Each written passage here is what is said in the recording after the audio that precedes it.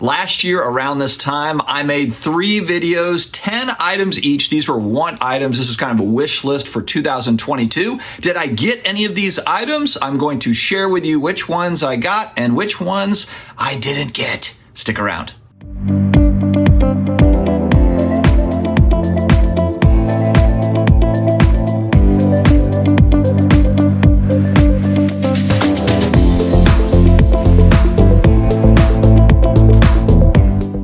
To all my sports card collectors, investors, all of my collectibles friends. Another day, it is another card video. It is Christmas Eve for all those celebrating Christmas. Happy Christmas Eve.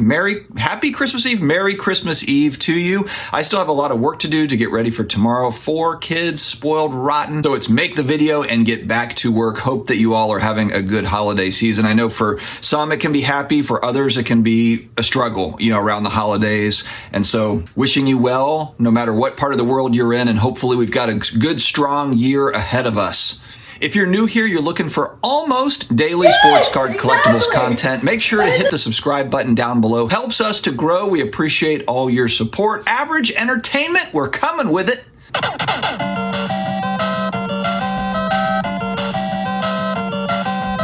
Also connect with me on IG at SportsCardDad. And if you're on Twitter, I'm also on the Twitter machine, the SportsCardDad.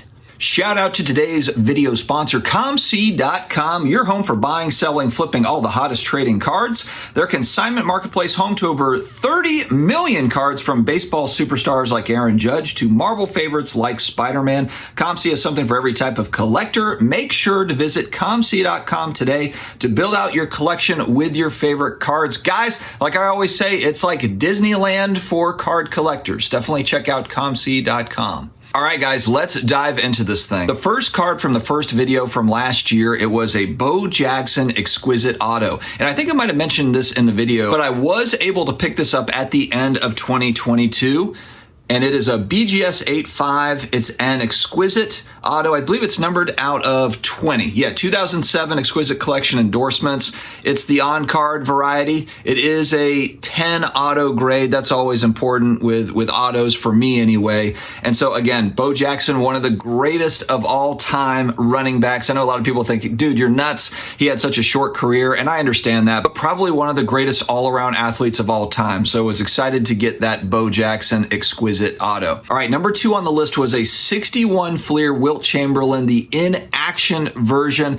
I was not able to close a deal on this card. I did make offers. We did get close on a couple of these, but I did pick up number 3 on the list, and this is the Jerry West in-action 61 Fleer rookie card. It's not the portrait rookie card, the one that is most well known, but I like these honestly better than the portraits. Not that I don't like the portraits, but I like how it says, like, snags a rebound. And for the Wilt one, it's like slam dunks a 2-pointer. It's got really funny sayings just from the times. I think it's just kind of funny. It's kind of like a time capsule when the cards were made. It's like, how did people actually describe basketball back then? It's just kind of funny. So I was able to get this in a 5 at a good price. It was actually someone that was looking to level up and selling some of their kind of mid-grade vintage stuff. This one very well centered, and I think that's really what I'm looking for with these 61 Fleer in action cards, 61 Fleer in general. But I mean, most of these that I've always seen, it doesn't matter if 3, 4, 5, 6, those mid-grades, the centering a lot of times way off. So I was really happy to get a nicely centered copy of the West in action. All right, next up on my list was a 55 Bowman Willie Mays. This is the wooden border, the TV, the color TV card. I did not get this card at the time. I wish that I had, going back to when I was looking at these, because the prices unfortunately have gone up on the mid-grade copies that I was looking for. It's not a rare card. You can find this card. I searched on eBay a couple of days ago. There's loads of these, but just finding the right one. And so that's the thing that, from an eye appeal standpoint, I'm just going to be patient and make sure that when I get the one, I get the one that I want. I'll probably be looking at the National next year. Don't know if vintage prices are going to come down at all between now and then. Obviously, nobody knows, but they've just heated up so much on Mays stuff. So I don't know. We'll see. That 55 Bowman, though, was not able to snag that one. All right, next on the list was a 2001 Topps Chrome Breeze Refractor, numbered out of 999. I put down in the videos either PSA 8 or PSA 9. I'd really like to have a 9 because I'm just going to get one copy.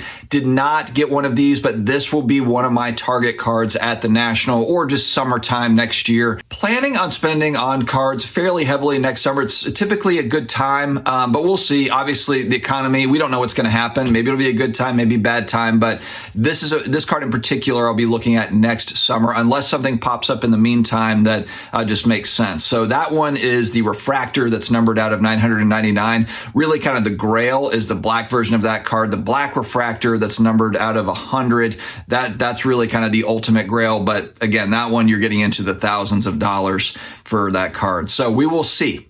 86 Fleer Barkley. I've got a PSA 8. I wanted to get a 9, level up into a 9. I was not able to do this, in part just because it wasn't as much of a priority for me. I still want to do this, but again, that Barkley is not a rare card, even in a 9. And a great, amazing card. It's not as if there's a million of them out there, but they are fairly available. That 86 Fleer Barkley rookie. I love how it's the picture of it where he's dunking. Just a very cool one. I've got an 8. I would like to get into a 9. Didn't happen yet, but again, that's another kind of 2023 goal. We will see if we can pull it off. All right, the 62 Topps Fran Tarkenton rookie card. I was able to pick it up at the National in a 6. So a nice 6 in the old SGC case.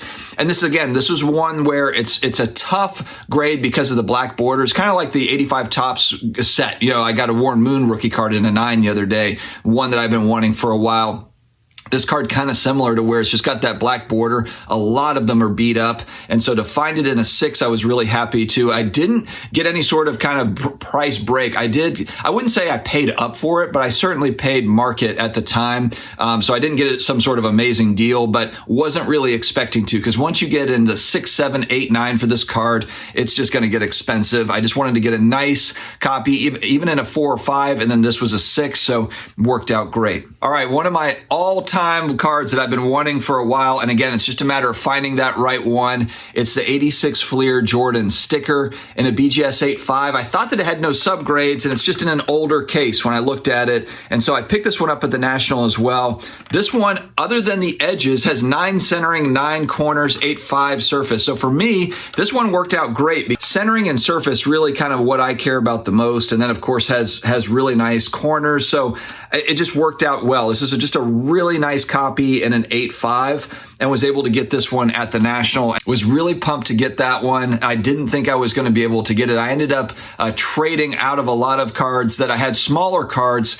I sold off actually to Ryan Card Collector 2 at the National. He gave me cash, and then I used that for this particular card. So kind of sold out of some of the smaller stuff that I had to get into just one card that I really have been wanting for a long time, since I was a kid, really, but just never thought that I was going to be able to get into one, especially, in that grade. It's a higher grade, which very happy with that.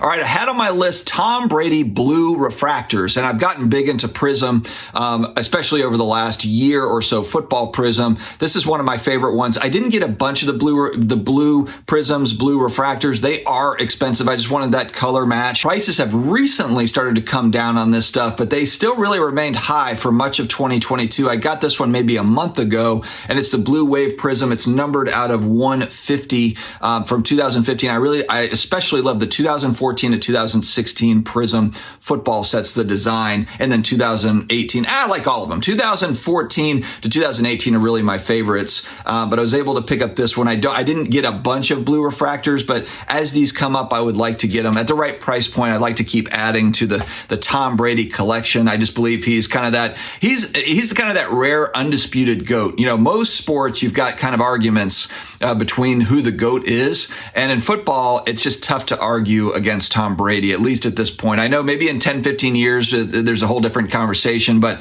in the near term, I think it's going to be Tom Brady for a while.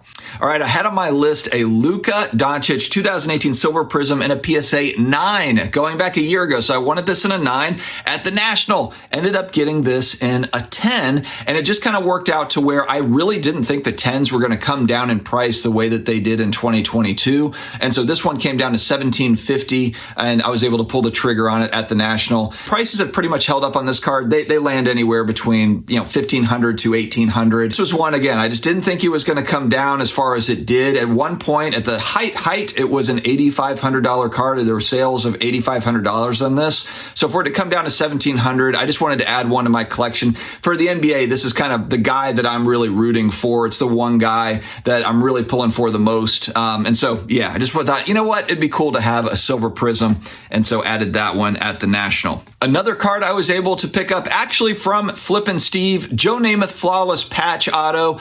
And the auto is absolutely exquisite, or flawless, if you will. I love the autograph on this card. Just love this card in general and the Jets uni. The only knock on this card, and probably why the price point was a little bit on the lower side, this one was $300, which even with the patch being, it's just player worn, I believe. Yes, it's player worn material. It's not game used, which is kind of a bummer. But honestly, if it was game used, it'd probably be way more expensive than $300. So I was able to get this one from Flippin' Steve in 2022. The funny story behind this is this was at the Raleigh Card Show. I passed on it, and then because actually I'd run out of card money, Steve saw it separately. I didn't tell him about it or anything, and he bought it. And then about 7 months later, I ended up buying it from Steve, basically at what he paid for it. So he didn't gouge me too badly on this card. He didn't gouge me at all. So anyway, I was able to get this one, and again, that'll just kind of stay in the collection. Just really cool card. All right, the other collectible on the list that I was able to pick up, the Joker. Number one from 1975 and a CGC 9.6. This is his only not his only, I guess, but the first standalone comic book for him going back to the 70s. I kind of like some of the older Silver Age and then going into some of the Golden Age DC stuff. The Marvel stuff has just gotten really, really overheated, in my opinion, over the last couple of years, thanks to their great movies. But DC still trying to figure themselves out, but they really have iconic characters, especially when you get into the Batmans and the Supermans. And so I wanted to pick up some of these kind of cool older key books for DC and was able to grab that one. All right, now I'm going to run down some of the other ones that I was not able to get that are still targets for me as we head into 2023. 1996 Dan Marino game used jersey. This is the Upper Deck card.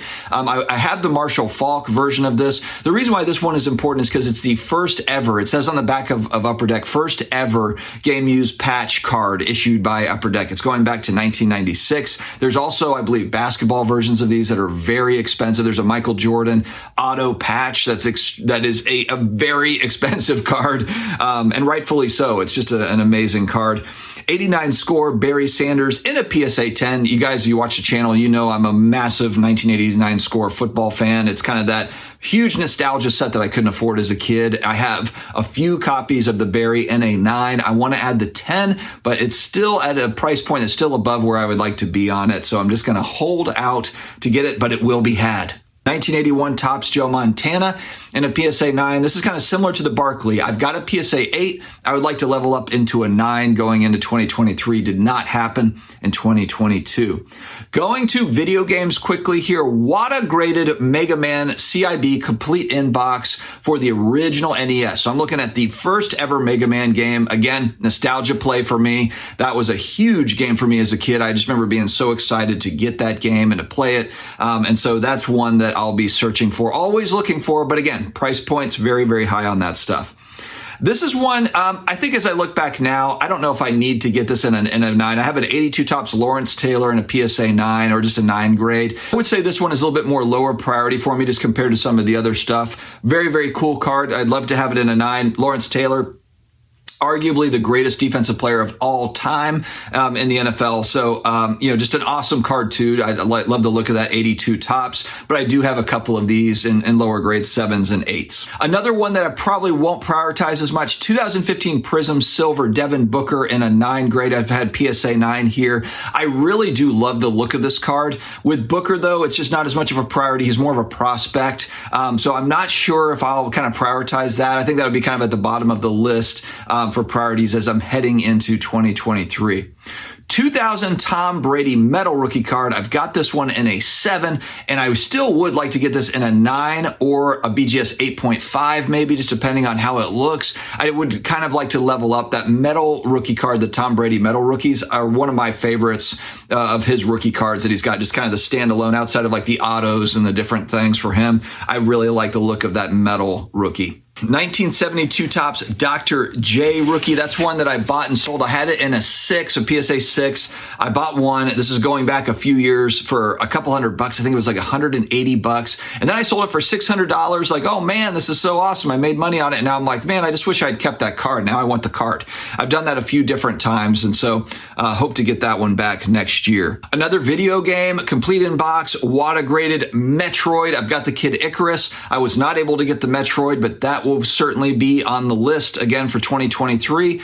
A nice Jim Brown auto, a Jim Brown on-card auto. A lot of good options for him as well, but man, they are not cheap. They're very expensive. And so again, it's just finding that right fit. But Jim Brown, outside of Barry Sanders, Walter Payton, these are the greatest running backs of all time. NFL, not really much of a rushing league anymore. It's a passing league, high scoring. And so there's more emphasis, I think, on these guys. Emmitt Smith is the all-time leading rusher. You have to give respect to these guys, just the longevity and the skill they were able to provide. So yeah, Jim Brown. I've got the Jim Brown rookie. I would really like to have a cool Jim Brown auto at some point.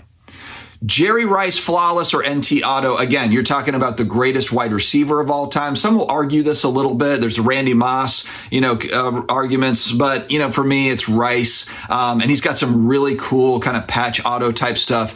Price points on this stuff, very expensive in 2022. And so these are the types of cards that I'm watching if there is kind of more of a dip in prices as we go into 2023. One that I missed on huge. One of my buddies, Dave, this is kind of a funny story. He tipped me off to, hey man, have you looked into star Michael Jordan rookies? This is going back a year ago. Keep in mind, over a year ago. This is like September, October of 2021. He's like, what do you think about these star Jordan rookie cards? And at the time, they were not very expensive, nowhere near what they have become. And so I was like, you know what? I think they're cool, but I don't know if I'm going to really put a lot of resources there. Well, Dave went all in on a lot of these. He did put resources in, and those became very popular. They still are. And really, with kind of these short printed star cards, they're wanted cards. Those star cards are very, very cool. They've got cool pictures and everything, and they are much lower print than the Fleer. Obviously, the Fleer set is always going to be an iconic set, so it doesn't take away from the Fleer rookie cards, but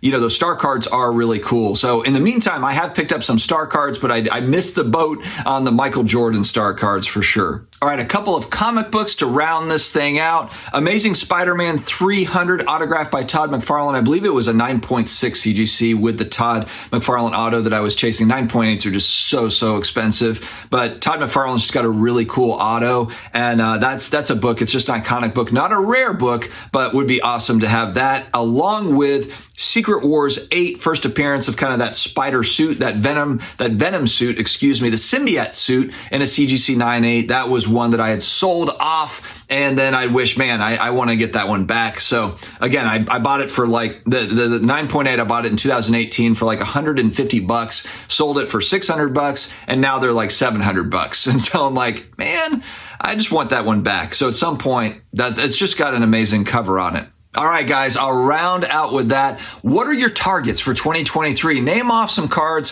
Throw in a couple of cards down in the chat. I'd just be curious to kind of hear what others are thinking of doing, strategies, certain players, certain cards specifically that you are looking for in 2023. Guys, stay healthy, stay awesome, have an amazing holiday season, and I will talk to you again later.